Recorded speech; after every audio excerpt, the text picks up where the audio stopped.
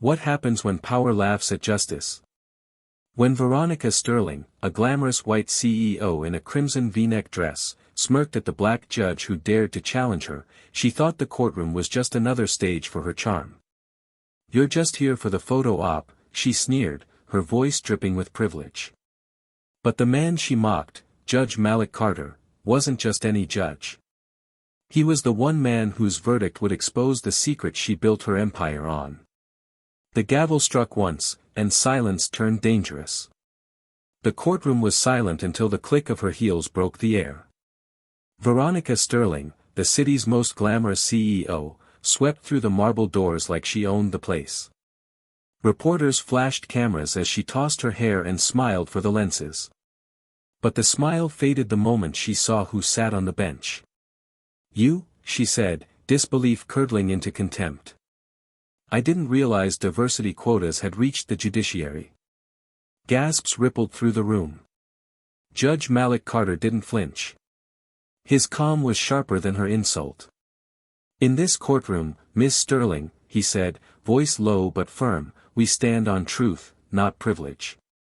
Veronica crossed her legs, her red dress glinting under the lights. "Truth?" she scoffed. "That's adorable." The gavel struck once, echoing like thunder, and the battle began. As witnesses filed in, Veronica's lawyers dominated the room. Her legal team was ruthless, polished, loud, and relentless. Carter listened, silent but watchful. Every objection from the prosecution was met with smirks. At one point, Veronica leaned back and whispered just loud enough, "He looks lost already. Maybe he should have stayed a public defender." The gallery laughed softly. Carter's jaw tightened, but he said nothing. When the recess came, he walked to his chambers, alone. The hallway outside buzzed with reporters whispering her words, replaying her mockery. On his desk lay a framed photo of his late father, a janitor who'd once told him, "Some people only respect the floor they stand on, until you make them kneel." Carter straightened his robe. He was done staying silent. What Veronica didn't know was that her empire was already cracking. What would you do if someone humiliated you for who you are, right in the place where you fought for justice? The next morning, Veronica arrived late again, this time, wearing sunglasses and a smile. She made a show of handing her assistant her coffee as though it were a red carpet event. "Your Honor," she purred, "I hope you've prepared your little speech. I do so enjoy watching men in robes pretend they have power." The court murmured, even her lawyers looked uneasy. Carter calmly opened a folder.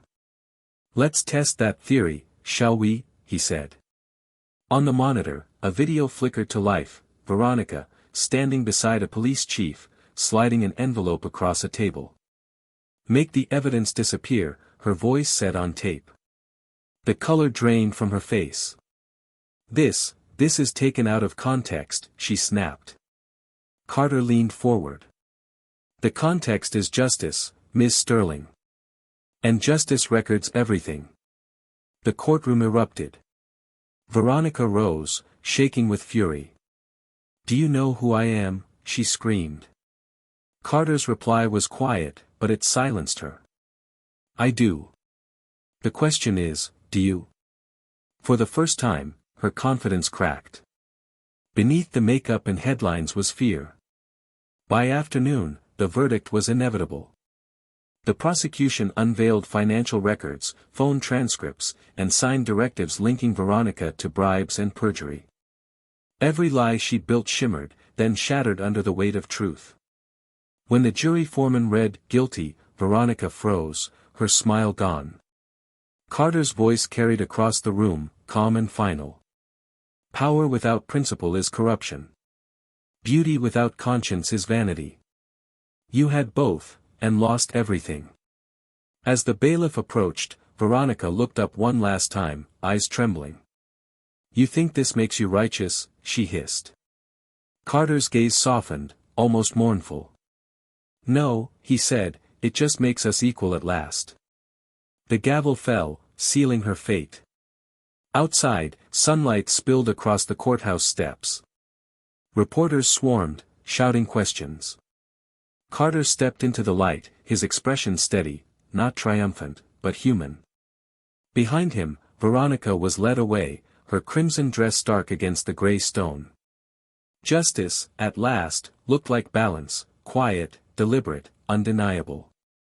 And somewhere in the silence that followed, a truth lingered. In the end, it's not who shines brightest in the room, it's who stands longest in the light.